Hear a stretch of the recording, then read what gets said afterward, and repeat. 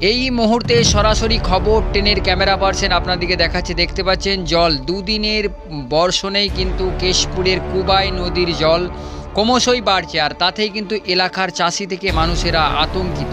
আর এই মুহূর্তে সেই চিত্র দেখতে পাচ্ছেন, দুদিনের বর্ষণেই কেশপুরের কুবাই নদীর জল ক্রমশই বাড়ছে, আর এতেই কিন্তু কেশপুর ব্লকের এলাকার মানুষেরা কিন্তু আতঙ্কিত।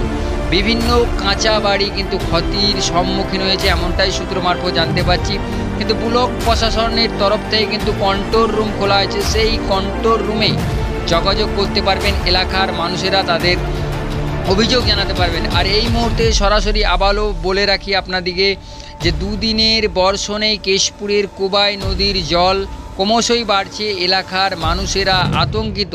আর এই নিয়ে কিন্তু বহু চাষের জমি জলের তলায়, তাতেই কিন্তু বিভিন্ন কাঁচা বাড়ি কিন্তু ক্ষতির সম্মুখীন হয়েছে। আর সরাসরি সেই চিত্র দেখতে পাচ্ছি।